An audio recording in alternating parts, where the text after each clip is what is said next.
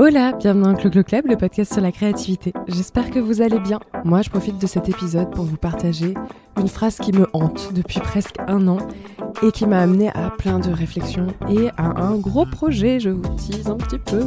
C'était en avril de l'année dernière, j'ai reçu à mon micro Chloé Thibault, qui est autrice et journaliste. Et à l'occasion de notre échange, Chloé m'a dit cette phrase. Et la réponse, elle est vraiment simple, parce que j'ai pas envie de travailler gratuitement. Et en fait, j'ai toujours répondu ça. Et je suis assez admirative des personnes comme toi, qui ont un podcast et qui gèrent ça, alors qu'au début, en tout cas, ça rapporte pas d'argent. Boum. Vraiment, ça a fait boum dans ma tête. Quand elle a dit ça, je me suis dit, mais mon podcast, je sais que c'est du travail, mais en même temps, est-ce que c'est vraiment du travail ? Et cette espèce de nuance qui apparaît quand on a une activité créative, elle est assez classique, assez piégeuse aussi. Et elle fait qu'on a du mal, en tant que créatif et créative, à mettre de la valeur sur son travail et à légitimer cette valeur aussi derrière, qui plus est quand elle est financière. Quand vous réfléchissez à ce qui vous motive à faire du dessin, de la musique, du skate, ce que vous voulez, c'est pas de faire de la thune derrière qui va être moteur. C'est le plaisir de faire cette chose-là, c'est un besoin aussi très instinctif de créer, de partager des histoires, de tester de nouvelles choses. Chacun a un peu ses motivations. Mais si jamais c'était juste avec un but commercial à terme, ça ne va pas marcher sur la durée. Ça, déjà, c'est sûr. Mais du coup, on y met beaucoup d'émotionnel. Ça vient de soi. Le moteur, il est très perso. Et associer ça à de l'argent, qui est une valeur externe, c'est pas évident. Surtout qu'on a tendance à opposer les deux. Et heureusement, d'ailleurs, puisque tout ne doit pas être monétisable non plus, mais ça dépend de ce que vous faites de vos créations aussi. Et si, comme moi, vous les mettez publiquement sur Internet, en fait, vous les partagez à d'autres personnes et c'est là où vous générez de la valeur. Cette question de la valeur, elle est assez intéressante chez les créateurs et les créatrices indépendantes, même si on peut déjà l'observer de pourquoi est-ce que je devrais aller payer un livre en librairie qui me coûterait moins cher qu'une place de concert alors que le livre il va rester longtemps, etc., rentre en considération plein de coûts de production. Et en fait, quand on est créateur indépendant, c'est un peu la même chose. Il y a des coûts de production. Même si c'est juste pour être fait chez vous, créer, ça demande de l'argent, de base. Vous devez acheter du matériel.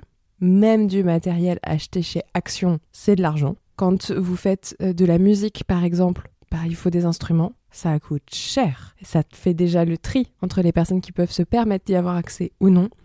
Pareil pour les logiciels, les cours et le temps alloué aussi à cette activité. Finalement, avoir du temps, c'est avoir de l'argent, c'est pouvoir se permettre d'avoir ce temps-là, ou alors c'est de faire 2 journées en une, comme en témoignait Louise dans l'épisode qu'on a enregistré ensemble sur sa pratique de la danse. Je vous remettrai le lien en description de cet épisode. Louise qui expliquait qu'à une période de sa vie, et pendant de longues années, elle s'est levée très tôt pour avoir un peu de temps pour répéter. Puis ensuite, elle travaillait. À la pause déj, elle retournait répéter. L'après-midi, elle travaillait, elle faisait une mini-sieste, elle enchaînait sur un job alimentaire le soir, et ainsi de suite. Et ces nuits, c'était des siestes de 4 heures. Et ce serait hypocrite d'oublier que, la création, ça demande de l'argent. C'est vrai que quand on débute, on peut avoir des gens autour de soi qui nous disent « Ouais, t'inquiète, tu peux créer avec 3 bouts de ficelle, 3 fois rien, c'est l'imagination qui compte. » Non, au bout d'un moment, en fait, ça atteint très vite ses limites. Là, pour le coup, je vais vous renvoyer à un autre épisode du Clo Clo Club, celui avec mon amie Claire, qui est photographe, qui fait de l'aquarelle aussi. Et elle en parle très bien du fait que elle, au début, elle n'a pas voulu commencer avec du matériel bas de gamme. Elle a tout de suite voulu commencer avec ce qu'il y avait de mieux, parce qu'elle avait envie que sa pratique soit tout de suite agréable, optimale. Ce qui est vrai quand on débute avec du matériel de moins bonne qualité, c'est sympa, mais ça n'apporte pas du tout le même rendu. Ça peut du coup très vite être limitant, ça s'abîme plus vite aussi, ça se casse plus vite. Et derrière, ça peut également, pas dégoûter parce que le terme est beaucoup trop fort, mais décourager un petit peu d'une pratique parce qu'on n'arrive pas à faire ce qu'on a envie de faire et qu'en fait, c'est pas qu'une question de technique, c'est aussi une question de matériel. Et elle en parle notamment pour l'aquarelle, du fait qu'elle a acheté tout de suite des super encres, des super pinceaux, et qu'en fait c'est un budget et que maintenant une partie de son salaire, elle le met de côté pour pouvoir s'acheter du matériel au fur et à mesure. Ce au fur et à mesure, pour moi, il fait partie intégrante du processus créatif. De pas avoir l'argent pour claquer des doigts et tout débourser d'un coup et se retrouver avec le nec plus ultra, avec absolument tout ce qu'on veut. C'est un vrai luxe d'avoir et le temps et le matériel et les conditions qui font qu'on a l'opportunité de créer 100% du temps de sa journée. Et c'est tellement exceptionnel et c'est tellement rare qu'en fait, il faut aussi se rappeler que le fait de progresser et de progresser également dans l'achat de ce qui nous sert à créer ou les cours à suivre et autres, ça se fait dans le temps. Ça peut créer de la frustration aussi quand on manque d'argent. Pour en revenir à mon cas, et je pense que c'est ce qui peut permettre d'illustrer un petit peu tout ça, moi j'ai commencé le podcast avec un micro qu'on m'a offert mais qui a un certain coût quand même s'il est assez accessible, ça se compte en centaines d'euros. En parallèle, j'ai une licence Adobe parce que j'utilise Adobe Audition pour faire du montage. Il y a des alternatives gratuites. Le fait est que j'avais l'opportunité d'apprendre sur ce logiciel-là tout de suite et d'y avoir accès tout de suite. Donc j'ai opté pour ça. Et c'est là aussi où je me permets de faire un petit disclaimer que j'aurais dû faire au début de cet épisode. Je suis privilégiée et je ne suis absolument pas dans des conditions de précarité ou quoi que ce soit. Si l'argent est un sujet qui me pose un peu question et autres, c'est d'un point de vue très personnel, mais ça n'a rien à voir avec mon expérience, ma condition.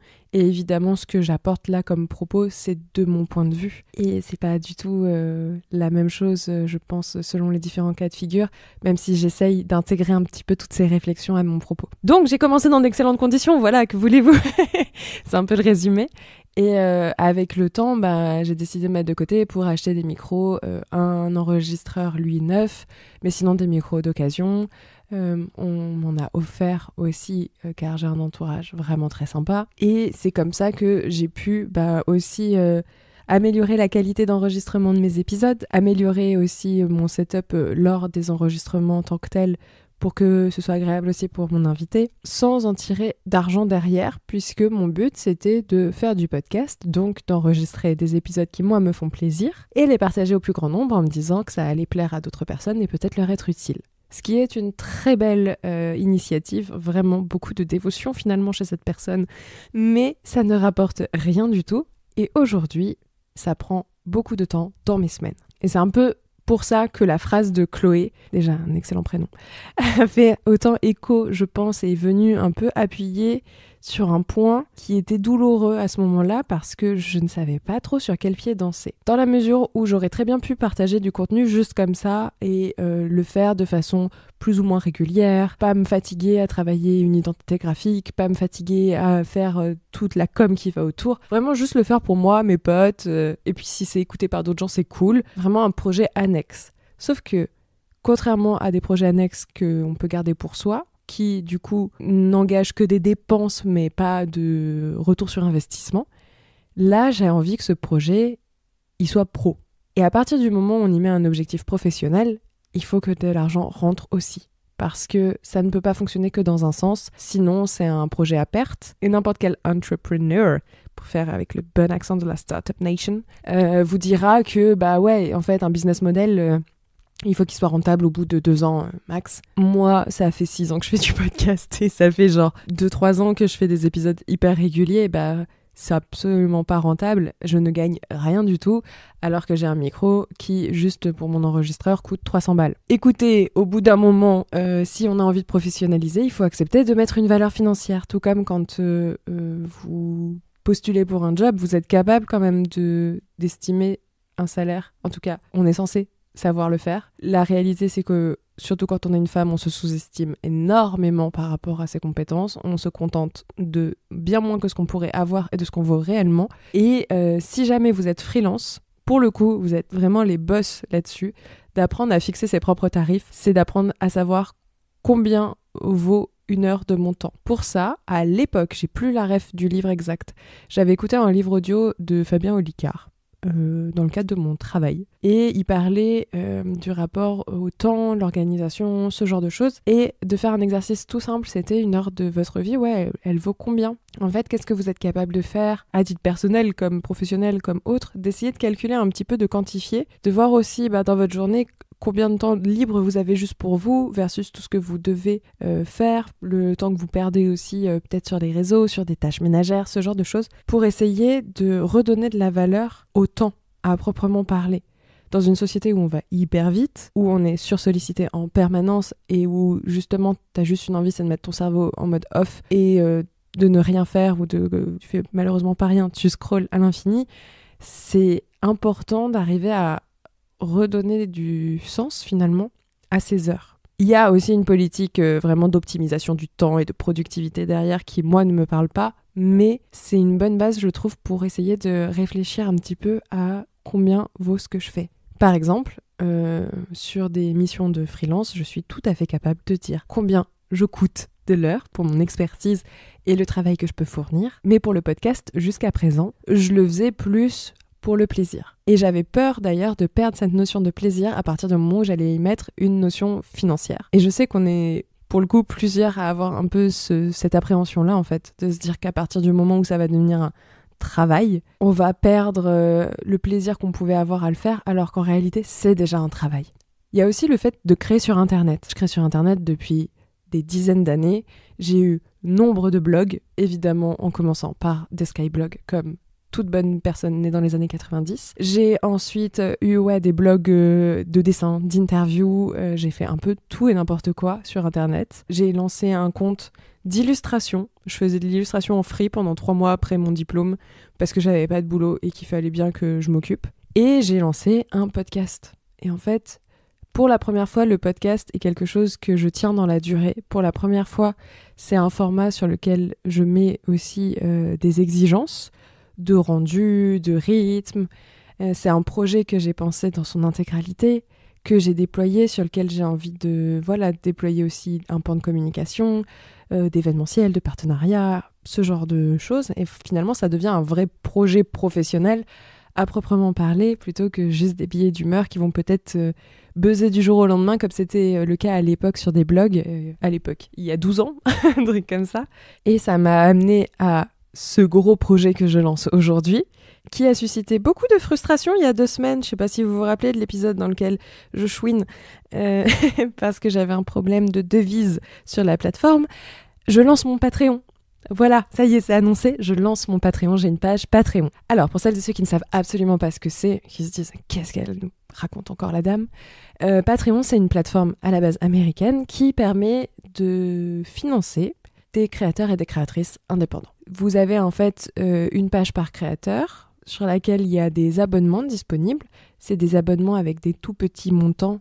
Généralement, on est entre du 2-3 euros et 15 balles max, selon les personnes. Vous choisissez l'abonnement que vous souhaitez prendre. C'est un abonnement mensuel. Vous pouvez l'arrêter à n'importe quel moment. Donc, si jamais vous avez envie de soutenir la personne seulement un mois, parce que là, vous avez 3 euros à mettre, mais pas le mois prochain, vous pouvez. Et en fait, ça permet aux personnes qui suivent, par exemple, mon travail, de participer un petit peu, de contribuer à hauteur de leurs moyens à la réalisation des épisodes. Grâce à cet argent-là, qui est un peu comme un pourboire, c'est vraiment la logique du Tips aux États-Unis qui est reprise sur cette plateforme, qu'on a beaucoup moins en France. Vous l'avez à la rigueur dans des spectacles de stand-up avec le chapeau à la fin qui permet de rémunérer les artistes.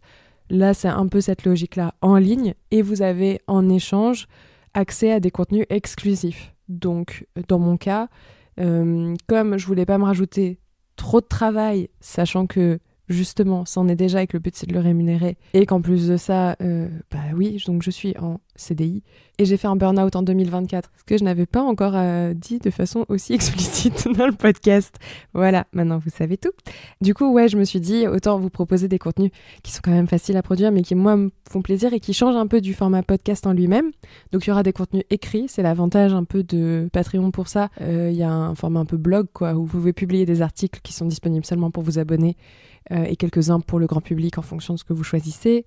Il y a la possibilité d'héberger en fait n'importe quel type de média. Donc moi, j'ai décidé de vous proposer un épisode par mois bonus, car il ne s'agira pas d'un épisode du Clo-Clo Club à proprement parler, mais un épisode du Nouchcast. Le Nouchcast étant le podcast de mon chat, Nouchka, qui est vraiment la star de ce podcast. En tout cas, celle qui séduit absolument tous mes invités à chaque fois, et que vous pouvez voir un petit peu sur mon compte Instagram assez fréquemment, ou entendre en fond, même si j'essaye de couper ces interventions, car c'est souvent à base de litière grattée, ce qui est pas très sexy. Et Et j'avais envie du coup de me servir un peu d'elle comme porte d'entrée pour vous raconter les coulisses du podcast. Je vous partagerai aussi des recos culturels, enfin bref, ce genre de choses, et des dessins. Parce que je vous l'ai déjà dit, cette année j'ai envie de beaucoup plus dessiner publiquement. Et je me dis que ça peut être un bon moyen de le faire avec vous.